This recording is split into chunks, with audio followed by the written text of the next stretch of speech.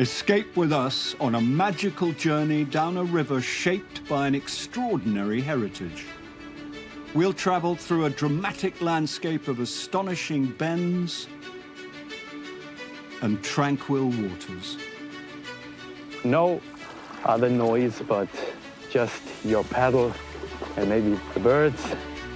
Discovering a river of trade and romance. When you're on the river, you are not connected to the banks. You feel free. We'll explore underground worlds, engineering marvels, and enchanted castles. It's like a fairy tale. We'll meet and travel with the people who live and work along this river. The wine business has been in the family for 15 generations now.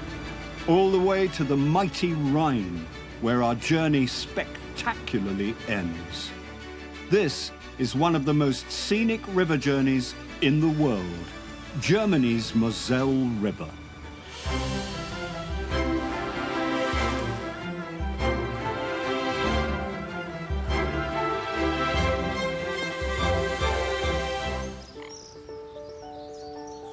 Autumn on the Moselle.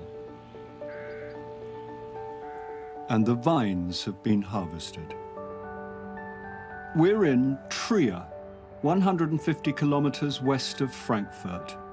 The city claims to be the oldest in Germany, with a proud Roman history. The incredible 30-meter-high Porta Nigra was built in 180 AD from 7,000 stone blocks. It's one of 6 gates which encircled the city. Trier also marks the starting point of the most beautiful section of the Moselle, as it travels 200 kilometers across southwest Germany to the city of Koblenz. While we could catch a tourist boat from Trier, we're starting our adventure downriver, just as Roman traders would have done 2,000 years ago. Although we have a slightly bigger boat. The 110-meter-long MS Sophie Draemann is making just one of the more than 10,000 cargo trips made on the river each year. Today, our barge is heading for Cologne, loaded with containers full of grain. I think the River Moselle, it's like an old lady, because it's very elegant, not so much trouble, easygoing. Tony Hartwig, originally from Eastern Germany, has been working on riverboats for more than 20 years. In the end of school, I need a job. And in the east of Germany, and this time was very hard to find a job for young people. So I said to myself, okay, I'm leaving home. The first year was very hard because I was 16, far away from home. But after 1 year, for me, it was sure to stay on board.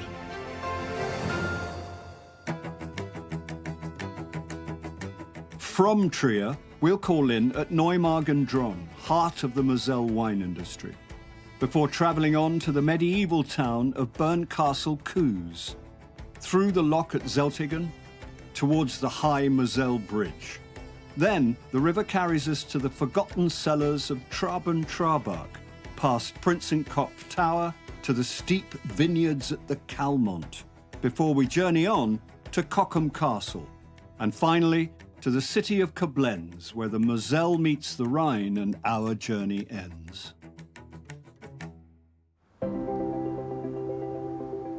The Moselle is famed for its wine, unspoilt villages, and remarkable meandering loops.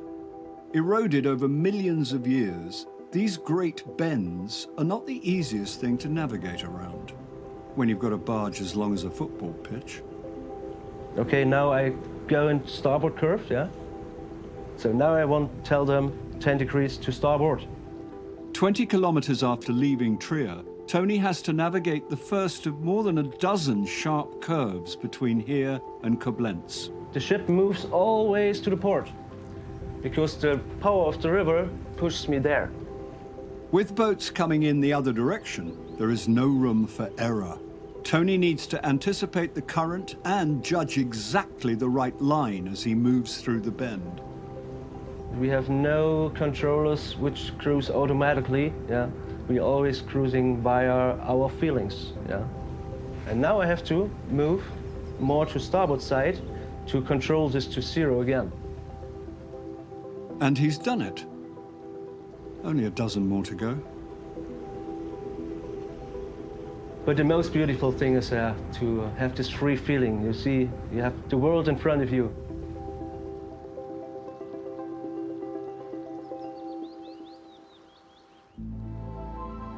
Our barge is heading on towards the Rhine, but we're jumping off at the small village of Neumagen-Dronn in the heart of Moselle wine country.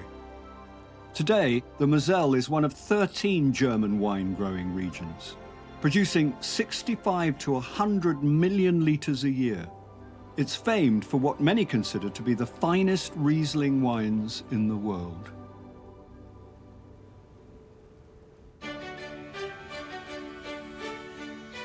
The roots of the Moselle's viniculture can be traced back nearly 2,000 years, thanks to a remarkable discovery made here in 1878. It's a sculpture of a 3rd century Roman wine ship. A copy now adorns the center of the village.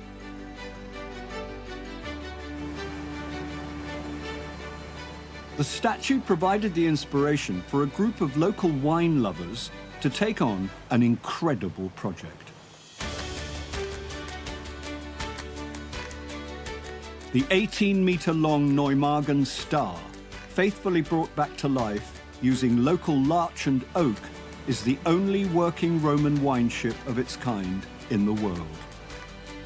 And we're hitching a ride downriver with a group of multinational Moselle enthusiasts. When you're on the river, you are not connected to the banks. You feel free. It's the best place on earth. Beautiful scenery, wonderful people, and the wine's not bad. We had a visitor here last year who likened it to the Norwegian fjords. It's not quite as steep, but it's just as green. It's very green and beautiful. All your stress and all your sorrows, they drop down from you. Julius Caesar conquered the Moselle Valley around 55 BC, and Roman soldiers were garrisoned here. They brought with them a belief that wine was a necessity and should be drunk throughout the day. We always used to tell people they went into battle after had 1.5 litres and trying to kill people. As more Roman garrisons were established here in the 2nd century, demand for wine increased. Originally, it was shipped from Rome. Someone had the bright idea, looked around, saw the hills and thought, we don't need to do that, we could grow our own wine. Hence the German wine industry. The deep valley provided shelter from cold winds, while the river reflected sunlight, keeping temperatures far warmer than the surrounding hills. Unfortunately, I don't think that Roman wine would have been quite up to the same standard as nowadays, the wine that we have here, but I think it would have been very sour, actually. I don't think it would have been very nice at all, but who knows? Whatever its shortcomings, it was certainly popular at the time, and ships like the Neumagen Star would have transported Moselle wine as far as Roman Britain. Our ship still carries wine today, but not much of it reaches its destination. It's an important part of the local economy, so we have to support it. So you're only drinking to support the economy? Oh, absolutely, yes. I'd prefer not to, but I'm a patriot.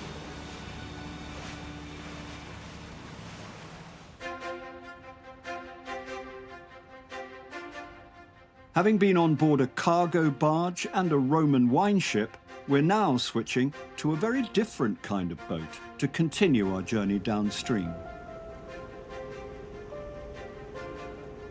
The luxury cruise ship MS Casanova is 2 days into her 8-day trip, which started near the French border and ends in Stuttgart.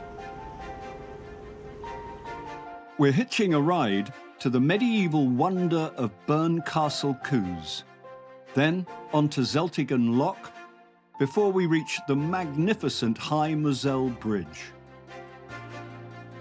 100 meters long with 48 cabins, 3 decks and a leisurely cruising speed of 20 kilometers per hour, the Casanova hosts a genteel crowd of 96 passengers who have plenty of time to take in the sights, or just their cards. Angenehme Flussfahrt heute Nachmittag auf der MS Casanova. Christoph and Jan are in charge of keeping everything flowing smoothly and rowdiness to a minimum. My job is a lovely job. Just keep traveling, enjoying the countryside. It's nice because we are traveling all the time and you're every day in a different place. Every bend is different. Every village is different. Very small, very tiny. Yeah, it's like a second home for me. The Moselle is one of the most romantic rivers of Europe. Because of its small villages, it's the environment, it's the vineyards, it's the people, it's the way of living. The Moselle is so quiet. When you're sailing along the Moselle, silence.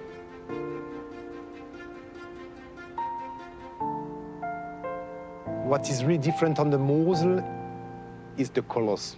This is my opinion. This is the vineyards, they are the colors. You have the most beautiful colors on the Moselle. And now we have October, for example. You see all the colors, brown, yellow, red. It's beautiful. For my sake, it's the most beautiful river in Europe.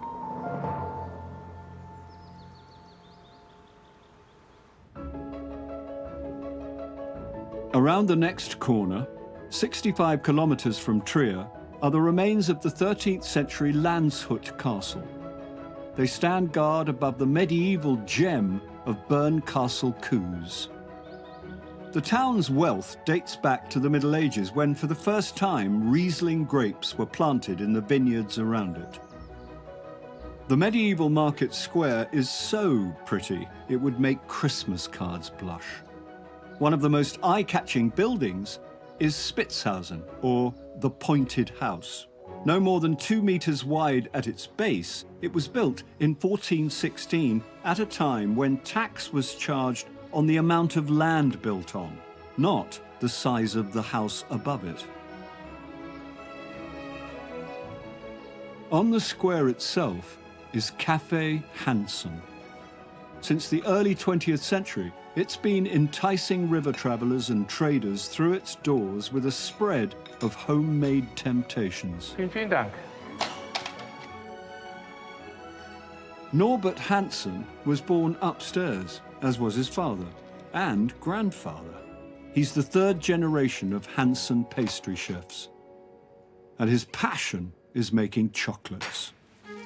His newest variety is inspired by Bern Castle's world-famous sun. The 15th century philosopher, mathematician and general big thinker, Nicholas Cusanos. It's a product from here, from the Moselle, and it's only here. Amongst his other achievements, Cusanos invented a bowling game where the bowling balls were hollowed out on one side to affect how they rolled. In homage to the great man, Norbert is making chocolates using the same distinctive bowling ball shape, filled with 2 types of truffle cream. A little bit milky chocolate with ginger, and a dark chocolate with chili. And it's the same like the game from Nicholas Cusanos. And we say, wow, it's from the Moselle. Fantastic. Everyone loves chocolate. Chocolate makes happy. I think that's an interesting thing. This one piece will make 52 layers. Watch on mobile devices or the big screen. All for free. No subscription required.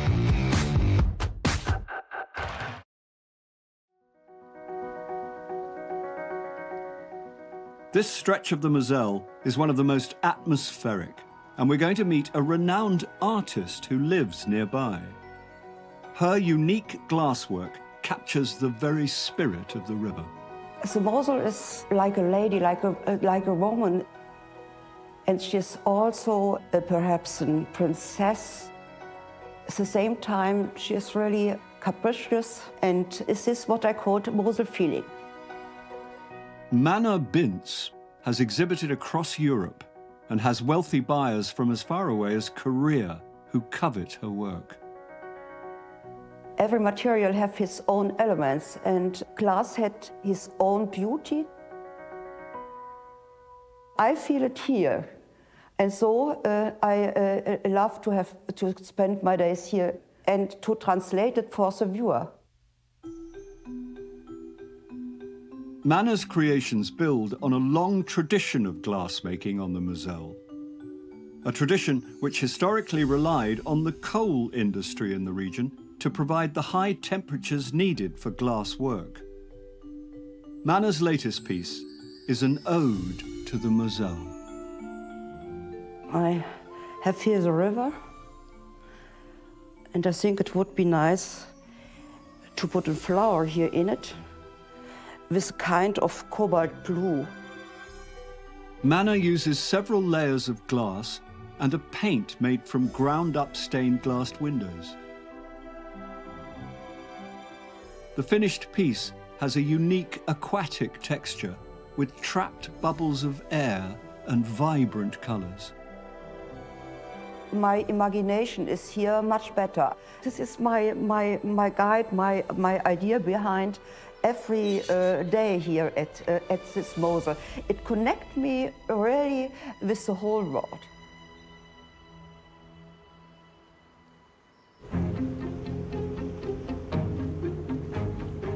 We're back on board the MS Casanova.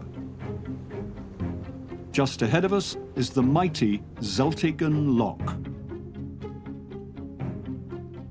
It's one of 10 locks between Trier and Koblenz that regulate the depth of the river, and it's crucial to keeping the Moselle working. At 210 meters long with a double chamber, Zeltigen is the busiest lock on the river. We're hopping off to find out a bit more. For more than 10 years, Gerrit Clem has been working on the Moselle for Germany's Waterways Agency. Because my father was already a civil engineer working in the water business, and when I was 7 years old, I could explain how a lock functions, so it stuck. I just got stuck with it. I studied civil engineering, and it was the specialization that I wanted to do. And finally, I got a job where I can put these skills to work. Gerrit is responsible for keeping the river navigable for larger boats. Without the locks and the barrages, we wouldn't have any commercial shipping on the Moselle, and the livelihood of many people along the river depends on the locks and that they're working, and this is what we're here for to do. The Moselle drops 72 meters between Trier and Koblenz. Without any artificial controls, the water would be less than a meter deep, far too shallow for larger vessels. But the locks ensure the water always has a depth of at least 3 meters, meaning even the most heavily laden ships can safely navigate the river. 10 million tons of cargo and thousands of cruise trips now rely on the locks. But something happens once a year that all boat captains dread. Where we only have single chamber locks, we have a maintenance period of 10 days a year where we have to shut down the locks to make sure that the lock's working perfectly. So we have to maintain it, and where there's only one chamber, we can't have any traffic in that period. The plan is to gradually convert all the locks to have double chambers like Zeltigen. So even if maintenance is going on in one chamber, the Moselle can remain open for business. Each lock manages a difference in water level of between 6 to 9 meters. That's the height of 2 double-decker buses. In preparation for the next customer, the lower gates of the lock are closed. The lower gates weigh 30 tons each, and they are adjusted to 1/10 of a millimeter in order to close tight so that no water comes out when it shouldn't. Boats heading downstream navigate themselves into the channel. With just 25 centimeters of space on each side, it's the maritime equivalent of threading a needle. Once safely in, the upper gate is raised behind them. We're looking at a small hydraulic cylinder that shifts a 45-ton gate with millimeter precision. Then more than 15,000 cubic meters of water are drained in just 6 minutes. Sensors confirm when the water is the same level, and the lower gates open automatically, allowing boats on their merry way. This is always magnificent to watch, and it never gets boring. I love my job. It's the best job in the world.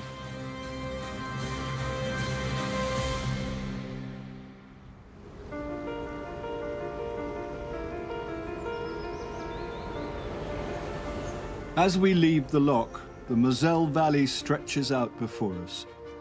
A few kilometers around the next corner, an even more astonishing engineering wonder slides into view. With a span of more than 1.5 kilometers and a height of 160 meters, the High Moselle Bridge is the second tallest in Germany.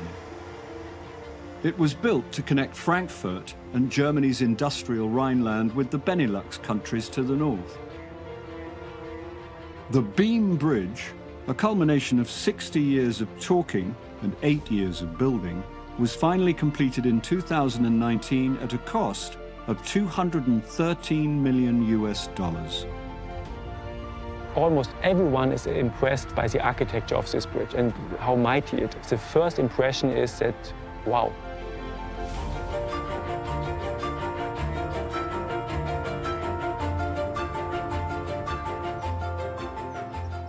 Sebastian Quint lives in the area and took a keen interest in the bridge's construction. I was here following this project from the very beginning. Some might say he was even slightly obsessed with it. I saw every step when they pushed it. I even came here sometimes at night to see them pushing the bridge from one side to the other. It was the country's biggest engineering project. The superstructure was moved across in sections in a process which took 4 years to complete. Engineers strived to make the bridge as elegant as possible. When it was finalized, there was a big party on the bridge, and there were up to 15,000 people come to see it to be opened.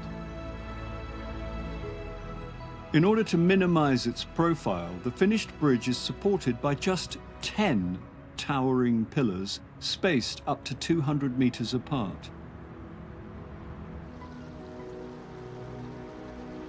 Stability is achieved with foundations bored 50 meters into the rock.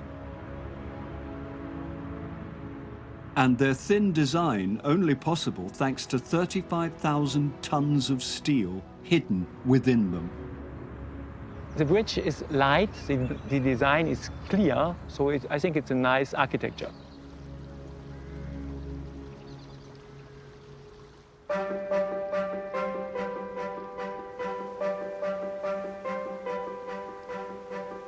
We're back on board our river cruise ship, and nearly halfway through our 200-kilometer trip from Trier to where the Moselle flows into the Rhine. We're heading to the town of Traben-Trarbach. Then we'll continue downriver, pausing to look out at Prinzenkopf Hill before we pass through the Moselle's great loops to reach Europe's steepest vineyards at the Calmont.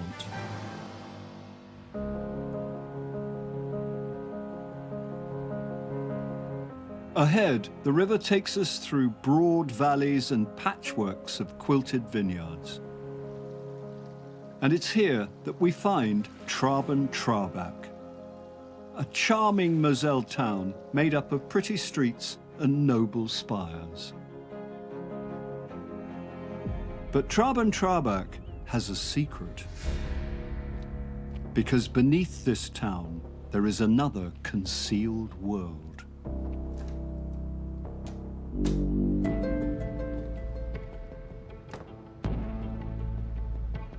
A honeycomb of abandoned wine cellars. Remnants of a time when Trabant was one of the global centers of wine trading. Luckily for us, our guide is Achim Ochs. And no one knows these cellars better. Under this town, we have maybe around 20, 25 kilometers of cellars. And every cellar has a special history, a special architecture, and we show it to our guests and guided tours. It was during the 19th century, Trabant's importance as a wine trading center grew dramatically. Its position on the Moselle gave the town access to lucrative but distant wine markets, such as the Netherlands and Britain. And by the end of the century, there were more than 100 wine trading companies here. Trabant was the second biggest wine trading city in Europe. The biggest city was Bordeaux. I think we are the biggest city because Bordeaux was a city with maybe 50,000 inhabitants. We were only 5,000. Liters per person, we are the biggest city. The demand for storage led to a subterranean building boom. More than 200 cellars were built. Those closest to the river, with the shortest distance to roll barrels, could charge the highest rents. Cellars could stretch hundreds of meters under the city and go down several floors. We traded in the year 1903 60 million liters of wine from Trabant. 60 million. This cellar was built in the 1890s and once held up to 400 barrels of wine.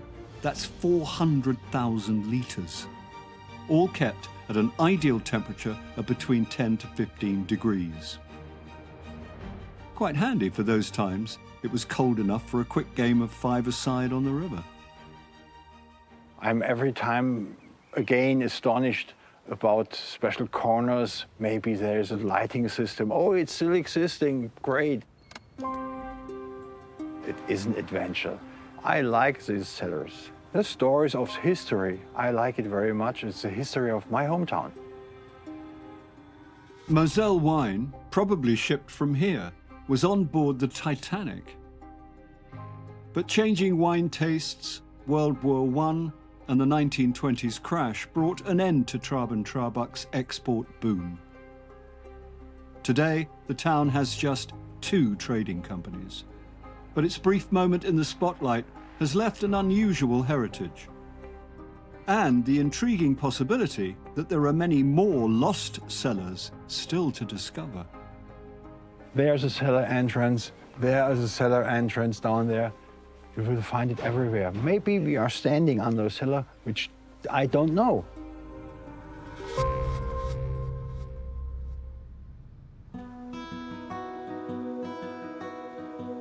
Back on the river, and the Moselle passes through some of its most spectacular sections. To really appreciate its majesty, you need to get up above it. At more than 200 meters high, the Prinsenkopf Hill dominates this part of the river. The first time I came to the Moselle was in 2001. My now husband courted me back then, but the Moselle courted me as well. American Carrie Schwickart lives in the nearby village of Punderik.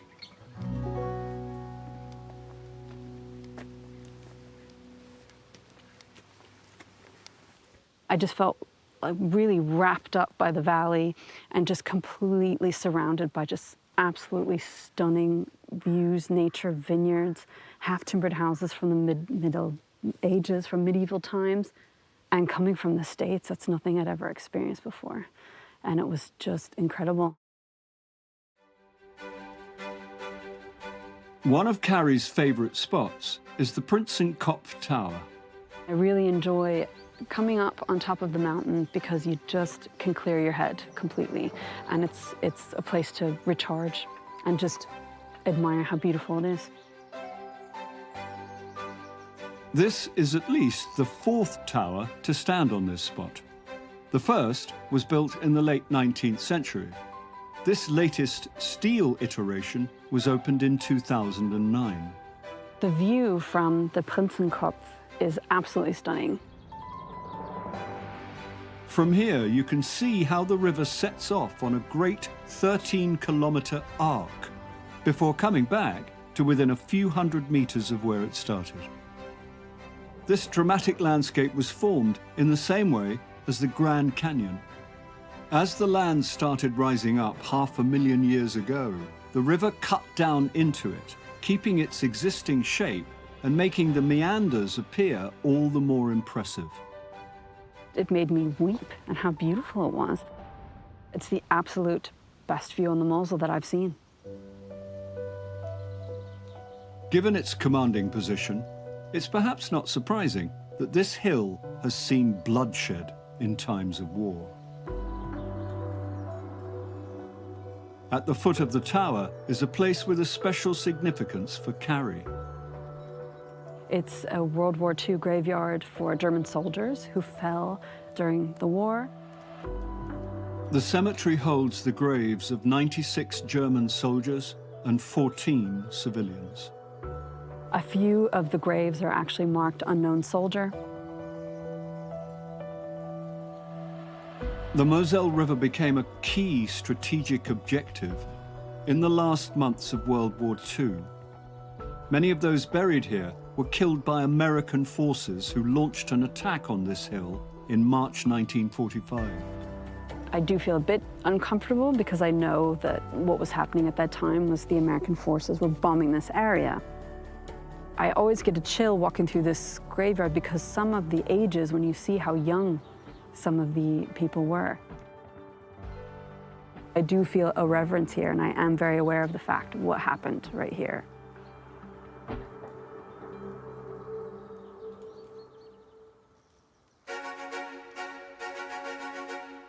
Leaving behind the Prinzenkopf Hill, we continue our journey downstream. 5 kilometers north, we come to the village of Brem and another epic bend. The 300-meter-high slopes which look down on this spectacular curve were formed 400 million years ago. With an angle of nearly 70 degrees in places, these are the steepest vineyards in Europe. And with everything having to be done by hand, they're also some of the most labor-intensive. But rather than being shunned by winemakers, the slopes, known as the Calmont, are some of the most sought after on the Moselle. This time of the year, we start trimming the grapes. We take most away. As you can see, we leave only 2 for next year. That's more than enough to get that quality what we're looking for. Michael Oster and his sister Isabel are 2 intrepid vintners who cultivate vines here. They come from a very long tradition of winemakers. The wine business has been in the family for 15 generations now, so I'm the 15th generation. The family owns vineyards in other parts of the valley, but nothing compares to working the Calmont. During the harvest, if you carry down the grapes, let's say 40 kilos each, you have to do it between 40 to 60 times a day. So it is quite challenging, I can tell you. It is a lot of work. My family and also the employees were not so eager that I buy this vineyard because it's so much work. To make things a little easier, Michael has invested in what appears to be a lawnmower attached to a rail, a sort of primitive, precarious roller coaster, although quite a slow one. 200 meters long, and journeying to a height of over 250 meters, it's used to transport equipment, grapes, and the occasional dog. Despite the challenges of working here, the rewards can be great. The plants here at these steep vineyards, they are the perfect angle to the sun, which means more sunlight comes directly to the grapes, which gives them more possibility to absorb the sun, reduce the acidity, build up more flavors, and that's something you don't have in the flat vineyards. That's why we do it. It's not just the extra sunshine that makes these vineyards special, it's the soil. We have a pure slate soil. That means it's really rocky. Only a few vines can survive in. That's why we mainly grow Riesling. This soil gives a special taste to the wine. It gives the wine a lot of minerality, a little bit of saltiness, and also a really fine structure in the taste. So there's the soil, the area in general, the climate, and the winemaker itself. So it's a combination of these four elements, and all four elements are really important. It's Michael's job to harness that potential.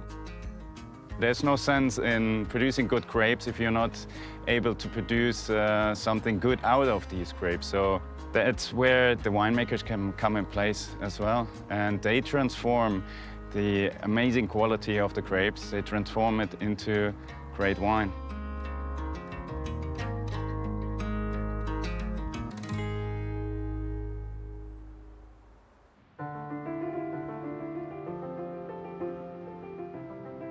Past the vineyards of the Calmont, the river continues its stately progress, carving a winding route between the Eifel and the Hunsrück hills. We're now less than 70 kilometers from Koblenz. Our river journey continues on a more traditional form of transport.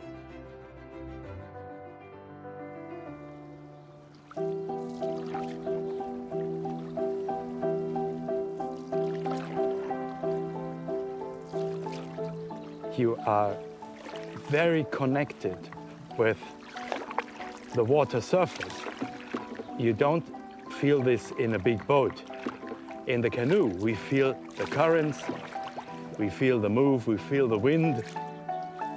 Udo Marx was born on the Moselle, and for the last 15 years he's been running guided canoe tours. For Udo, travelling by canoe is the only way to truly experience the river. The nicest thing is to be on the water and move in a very silent way through the water. This is fantastic, you know. You might hear no other noise but just your paddle and maybe the birds.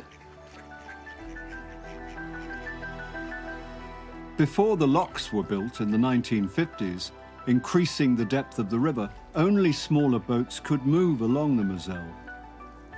It was the only possibility to travel this river because there was no street that connected the villages. And so when the British began journeying around Europe in the early 19th century, canoes helped them to explore the river. The British, on this grand tour, what they called, they found the Moselle.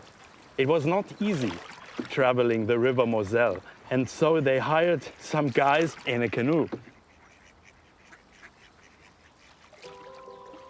One of those pioneering visitors was the famous British painter, William Turner. Over the course of 2 trips here, he made dozens of sketches and paintings.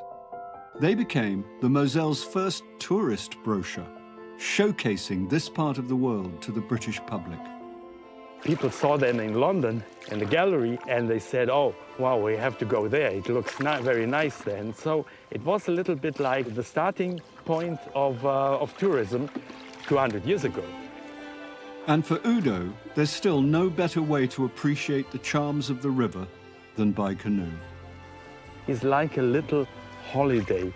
You're only 2 meters away from the shoreline, but you're just a little bit out of the world.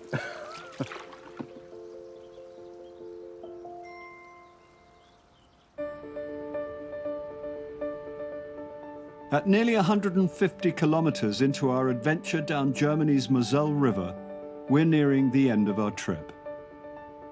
Like many other towns on the river, Cochem has a castle.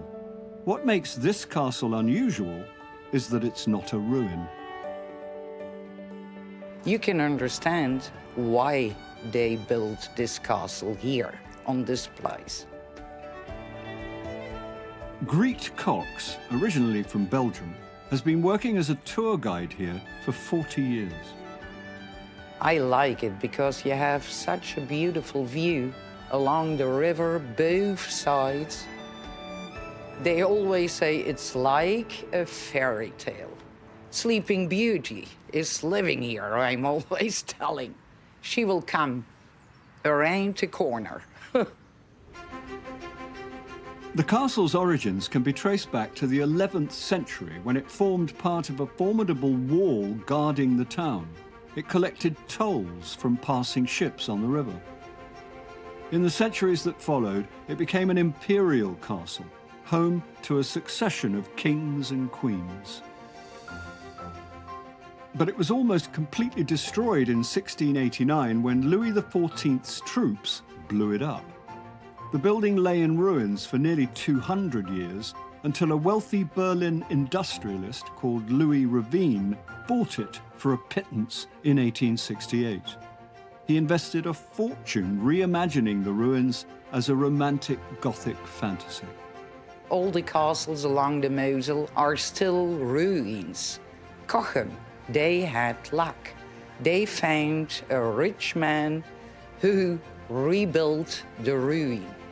Louis Ravine died in 1879, a decade before his dream was finally completed. But his vision lives on as the castle we see today. This view, it's beautiful. Each day, I'm wondering, after 40 years, I am so lucky to work where other people are having holidays. This is my favorite place.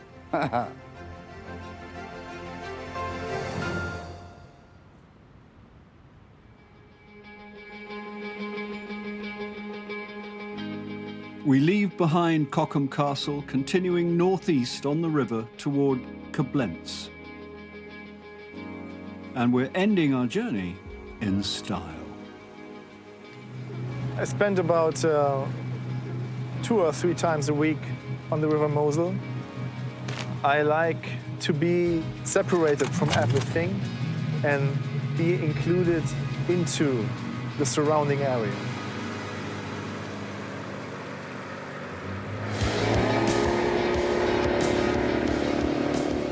Like many around here, Timo Lursch, a local musician, owns his own boat. I need that space, I need that space for me, that it's like a holiday, you know? Small holidays. When I'm driving alone on the Moselle, I have the best ideas for writing songs.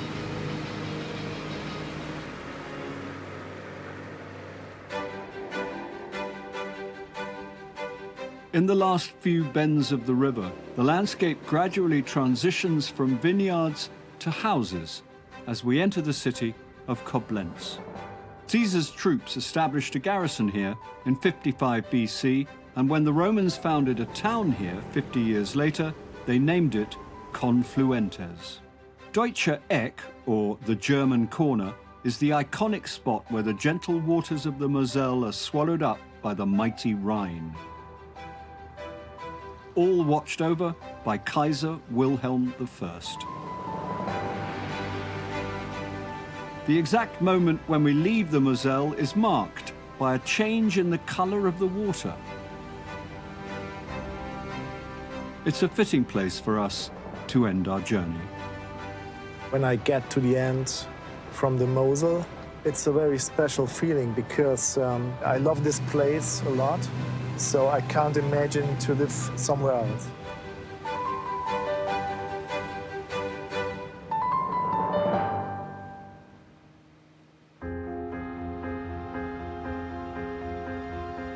We've followed the tranquil waters of the Moselle River all the way from Trier to its dramatic end, here at the Rhine. We've hitched rides on cargo barges, Roman wine ships, and canoes. Met the locals who call this river home. And learnt the Moselle is a river of contrasts, mystical and romantic, yet modern and hard-working. It's been an amazing scenic journey.